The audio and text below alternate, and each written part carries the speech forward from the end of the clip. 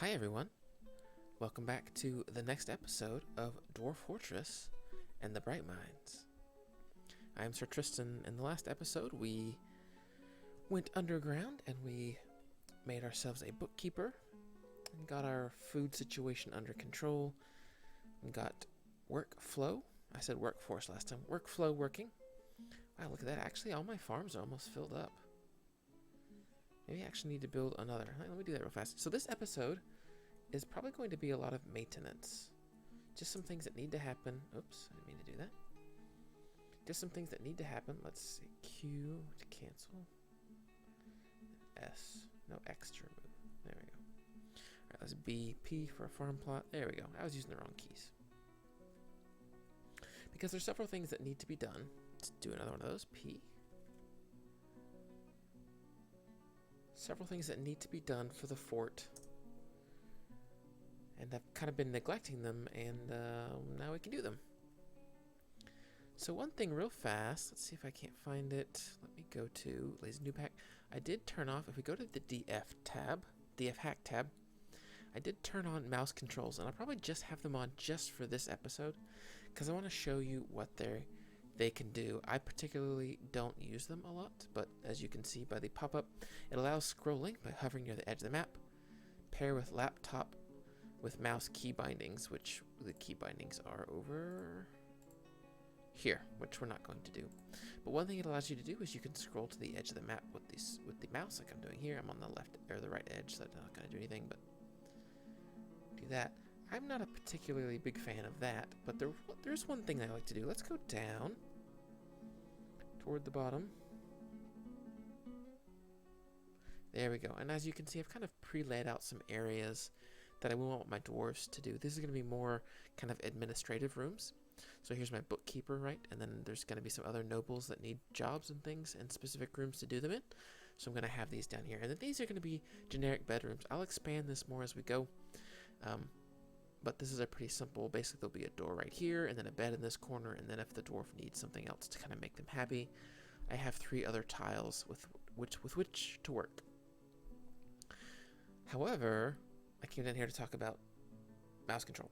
So other than scrolling with the edge, like you can do, you can also use the mouse to left click to do designations. So before where I'd press D and then D again and then actually move the cursor around like I'm doing right now, and then pressing like enter and then enter and enter and enter again to kind of build that out, I can actually just use the mouse. And I can click and hold with left mouse and it will just paint anywhere that I am left clicking. So if you're the kind of person that really likes to have precision mouse control and don't want to press enter a whole bunch, that's a great way to kind of set this up. You know, that I think about it, this would probably actually be a wider hallway. Oops. No, not like right click. Right click will just move the cursor around, have to press X and left click to move it down. There we go. Let's actually make this a bit wider because you don't want your dwarves to fight for hallway space. It's actually going to be a good idea, I think, to kind of expand these out like so. And then we'll expand this one out. We probably just need 2 like that. Now, I've not actually connected it to the hallways yet because I don't actually want them to do that yet. I want them to do the miners, that is. I want them to clear out this space. And that's a precaution in case we actually need to get to that for this episode. But again, this is going to be a lot of maintenance in this episode. Just kind of getting some things locked down and handled. By the way, if you don't see the pop-ups in the bottom left corner, I got some feedback in the last episode. Someone who's a experienced Dwarf Fortress player is like, you know, these are really distracting. I'm not a big fan of these. So I went back and looked at one of my old episodes just to kind of see, is this really distracting? And sure enough, it was. It's pretty annoying. So I think what I'm going to do is I'm going to use annotations. So anytime I explain something new or something that I feel like we kind of need a refresher course on, I'll have an annotation pop up. That's like, hey, press this button to do designations and press this button to chop down a tree or whatever. That way, if you're an experienced player and you don't need that information, you can just leave that off. Leave annotations off, and I'll never use them for anything other than, you know, my thing at the end where I'm like, hey, please, you know, support the channel and all that stuff. But in general, you won't have to see any of the pop-ups. But if you're new and you don't remember the keys, you can have that up, and that's going to tell you everything you need to know. Okay, so let's talk about the migrant wave that we got a few episodes ago, 2 episodes ago, I think.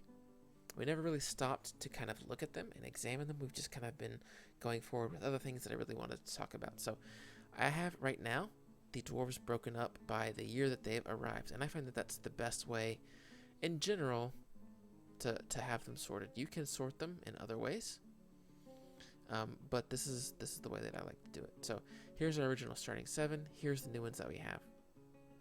I've already taken one, Vaughn, and turned him into the cook, which if you remember from the last episode, we were making some easy meals with Vaughn. And then Edom was our farmer. He was doing some extra farming. We actually don't want him to do that, I think. Right now we just want Lost Blade, our original farmer, to do farming. So I'm going to turn that off, and he also doesn't need plant processing. So I can turn that off as well. We look down here at Olan. He's the other dwarf. Right now, what is he doing? Right now, he's an herbalist. And he has plant gathering. And I think I'm actually going to leave him with that. Because, you know, I have plant gathering a little bit on Lost Blade. But I don't want him to do that at all. I want him to focus on farming. So I might actually leave my gatherer as Olan. So let me actually give him a nickname. It's actually female. So let's give her a name. Let's do Ash. Also, we're sticking with the Final Fantasy XII references for now. So that's fine. In Edom, what do we want him to do? Well, the next thing that I want to do is I want to think about some rudimentary defenses, I think. Specifically, early on in the game, you can have kobolds come and steal children or steal valuables and things like that. So I want to get some early defenses going on, and the way I like to do that is with traps. So I'm going to actually make him a mechanic, which is, well, not a mechanic, I guess, but we make him specialize in mechanics or mechanisms. I think that's the best way to do it. Spinning, we're going to turn that off as well. So the only thing he has on his plate are hauling, some doctory patient taking care of things here, which kind of everybody has turned on. And then we've turned on mechanics or mechanisms. So I think that would be good. We might not get to that this episode because, again, this is going to be a maintenance episode, but we'll go ahead and turn that on. He is male, so we'll do Bosch. Is that how you spell that? I think I had that same problem last time, didn't I? Let's go with someone else. We'll go with Locke. One of my other favorite Final Fantasy characters. Cool, so I have those 3 sorted. These other 3 here, Iteb, Dumat, and Athel, they are children. If you can mouse over here, you can see that his profession is a child. Not very helpful. Do I have the DF wiki pulled up? I do. Good, let's go look at children. What exactly do children do for me? And what is the problem? So, that talks about birth a little bit. Don't care terribly too much about that. For dwarves, here we go. For dwarves, childhood starts after reaching the age of 1 and continues until the age of 12. So dwarves are children and not useful until the age of 12. And then from 12 into their 100+ years, they will be active members of society. So what can dwarves actually do? Well, they socialize, they pick up and wear clothes, they eat, drink, and sleep as necessary. So this is the big one. They're going to take up space in the fort. They need beds, they need food, they need drink. So even though I'm not actually getting anything from them, except for maybe some socializing here, I can't actually get real labors out of them. So I need to remember that when I have children, is I have to make sure that they are fed and taken care of. But they're not going to do much for me. They do harvest crops if all dwarf harvest orders turn on, which it is. It's on by default. It increases their grower skill, not a big deal. Children can enter strange moods, which we'll talk about later when it first happens. Cannot be assigned to nobility, can be assigned to bedrooms. So again, the biggest thing to remember with children is that they take up space in the fort, but they don't really do anything for you. I do have some more beds being made here. By the way, remember this is, again, just more maintenance. I got more beds being made here because we have a dwarf sleeping on the floor. Edom sleeping on the floor. Not good. Not good at all. Alright, so another thing that came along with the migrant wave, press U to go to the unit list, go over to the pets and livestock. We have some extra donkeys, some extra yaks. And if we go down a level, they should be sitting in here somewhere. Yeah, yep, you can see them right here. A donkey foal and a yak calf. And you can see they've got the red down arrow, or the brown down arrow right there. That means that they are hungry. Brown arrow pointing down is hungry. we haven't assigned them to pasture. So every time we get a migrant wave, remember we have these two up here, this water buffalo bull and this other donkey. You have to assign new animals that come in that are grazing on grass. You have to put them in the pasture. So just like before, we're going to hit I, and here's our pasture. We'll mouse over it, and we'll hit capital N, Shift N, and we'll use plus and minus. So let's find the animals in our list that need to be put to pasture. So remember, dogs and cats and hens and roosters and geese, they don't need food. They can live forever without it. It's just larger animals, elephants, donkeys, buffaloes, things like that. So we'll go down the list. Here's dogs, cats, hen, rooster, goose. All right, here we go. Here's a donkey. So we need to press enter to assign it. And then the stray, calf, press enter to assign that as well. Back up and hit space to unpause it. And dwarves should pull these guys up here at some point. They should. Is everybody just busy?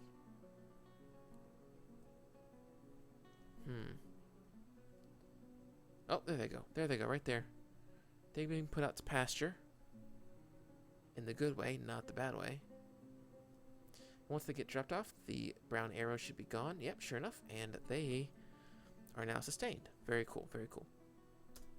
Here's another thing that I want to start talking about is, again, defenses. We have this big open area, and that's on purpose, and I'll get to why in a future episode.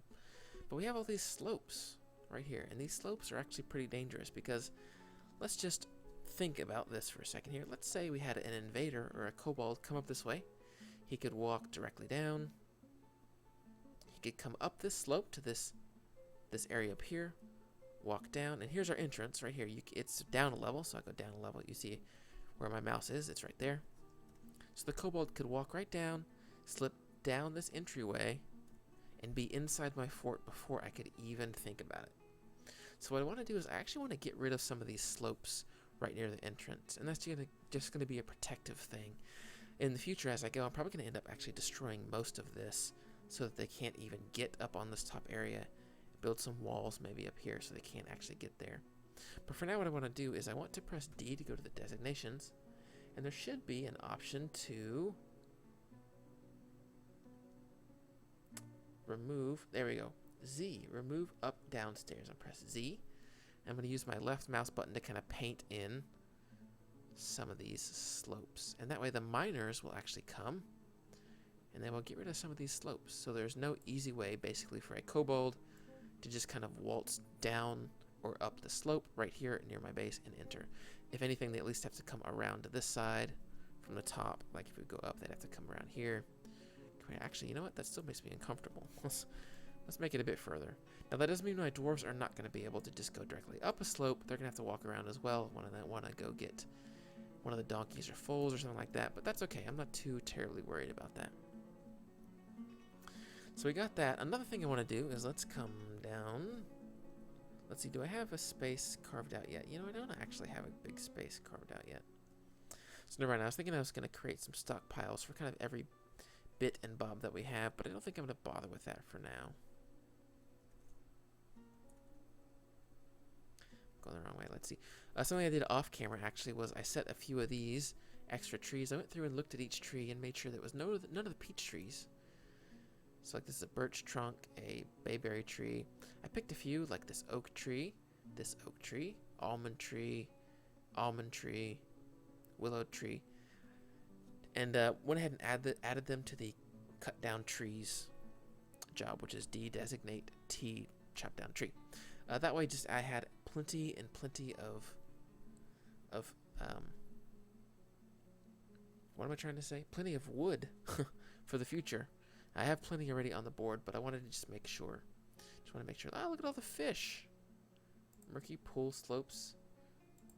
What kind of fish is that? Let's press U. Oh, no. Press U. Go to others. I keep trying to use the mouse. Sturgeons. Is that what these are? Z to go to the... Yeah, sure enough. Lots of sturgeons. Oh, no. These are salmon. Sturgeons down here in the river. We have salmon in the lake. Sweet. Maybe worth getting some fishermen in there to fish up those up. So I've done that, so that's good. What are there some maintenance things? I know. What I wanted to do is I wanted to add some things to Workforce for the Carpenters Workshop. So let's go down. I'm going to actually go down to the bed. We're going to press R to make it repeat, because remember, you can only set Workforce up for repeat jobs. We'll Alt-W. We're going to add a limit. Bed of any material, because we don't care if it's made out of wood. We just care any material at all. We're actually going to press Shift-R to change the recipe. We're going to set 1 to 2. So if he ever goes below 1, so if there's no free beds, he'll build 2 extra. So that's fine. That way we always have basically extra beds to work on. I'm also going to do the same thing over on the Mason's Workshop. We're going to add a throne or a chair. Then we're going to add a door, and then we're going to add a table. We're actually going to do the same thing for each one of those. That way I always have at least one in reserve somewhere. So we set them all to repeat. We'll Alt-W. We'll add a limit. We're going to say chair of any material, I think is fine. We'll add a limit or a range, and we'll do the same thing. 1 to 2. Same thing, we're going to go to... did I do it to the throne? I think I did. Let's status. I did chair. Okay, good. I did. Yeah, okay. So we'll go down to the door. Alt-W. Shift-A. Door of any material. Shift-R. We'll do 1 to 2. Last but not least, same thing with the table. Not add. Oops. Q. Go down. Shift-W on the table. Shift-A. No, let's do table of any material. Shift-R. I might actually go back and change door of any material. Because later on, if I get into magma, if I find magma anywhere, I need to be able to separate my magma-safe doors from my non-magma safe doors. But that'll be a problem for the future. We'll do Shift-S just to make sure. I got table, 0 to 2. I got door. Okay, sweet. Very cool. I didn't talk about this either, by the way, but I'm pretty sure that this is a graph just kind of showing... well, that actually doesn't seem right, does it? I thought that was maybe a graph, but I'm actually not too sure what this is. Oh, yeah, it is a graph too. So this is the lowest. So the green lines are your minimum spread and your maximum. So for instance, we're on bins. The minimum is 4. So this line represents 4. Max is 8. This line represents 8. So these hash marks here kind of show the progress of bins being made. I started at 0. It went up because basically it's like, hey, I have none, or I have less than 4. I'm going to build some until I have more than 8. I got to 9, which is this mark right here. And so these are marks of time here. So I've been sitting on 9 for a while, which is totally fine. I have 9 in my limit. This is 1 higher. That's perfect. So if you ever want to see how your system has been fluctuating, your workflow has been fluctuating, if it's sitting down here a lot, right, like on or below kind of the number where you want to be, it's probably time to add additional workshops and additional doors to that to kind of boost that so that it stays in the higher end so you know you never run out. Whew, anyway. What else do I want to do in this maintenance episode? I kind of talked about all of my... Oh, wait, do I need to name one of the other dwarves? Oh, I never committed this stuff either. Look at that. Let's commit. Cool, so we have Ash, the plant gatherer. We have Locke, the mechanics man. Wait a minute. I didn't do this right. Oh, no, I did. It's turned on. He just has no skill in it, so it's gonna... yeah, this doesn't show anything. I wish maybe it... a feature I wish that it had is if it was turned on, but he had no skill in it, it was like a 0 or something, perhaps, so you could know, oh, at a glance it's turned on, because it's just like this different shade of purple, right? So it can be kind of confusing. And then I have Vaughn the cook. Cool, so I have handled all that. I'm not going to name the children. I'm going to leave them as they are now until in the future when I actually assign them a job, because I don't want them to, I don't want to get them confused with actual potentially possible workers. Let's see, what have my miners been doing? remove stairs and ramps. Okay, let's check that out. Since we're all basically almost at the limit as well. So there goes one of them. You can see here, he's kind of just cutting away the ramp. Cool, and now there's basically no way at all to just kind of walk from the section up here. And you can kind of see the ramps have been removed. So it's a bit of a sheer cliff. It actually, if you remember from like the very first episode, same thing here is it's just like a sheer rock wall. So, right, so here's where the water level is, and then up here is like a sheer cliff. So there's no easy way to basically walk down into the ocean here. So same thing now with the entrance to my base, which is going to be very useful indeed. Let's see, what else do I need to do? I set up. Let's see, actually, let's go ahead and press D to designate, and then D for mine. Let's go ahead and connect these so that the miners can actually get at them. There we go. So these will all be branched out. Yeah, and eventually, actually probably pretty soon, I'm going to be moving dwarves down into these bedrooms here because up near the top is very unsafe in general. Cool. Well, I think that's going to just about do it for this episode. I feel like there was one other thing I wanted to do. What was it? I have these. Oh, that's right. Let's see. Let's go to these real quick. Going to go to a autumn plum helmets. I actually had a seed for plum helmets, so it's actually not a bad thing though. I can still set them up so that when I do have plum helmets, they will be ready to be planted. Press A. Plum helmets B. Plum helmets C. Plum helmets D. Plum helmets. The fact that I have no plum helmets is seeds is fine because I have them in plant version here. Excuse me. I have them in plant version here, which means I have at least 1, 2, 3, 4, 5. 5 plus 16. So I have 21.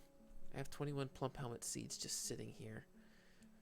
Once, actually, that's not true. Well, I have at least that. And then however many plum helmets I have, I tell you what. Let's just do this the smart way. Let's press Z, go to kitchen. Press tab to go to seeds. Not seeds. Vegetables and fruits. How many plum helmets do I have?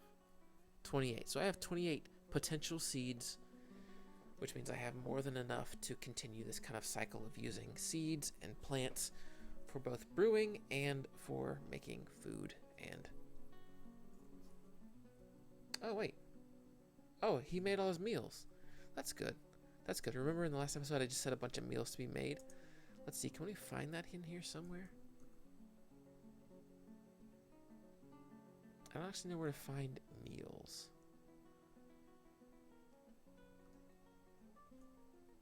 Let's go to stocks.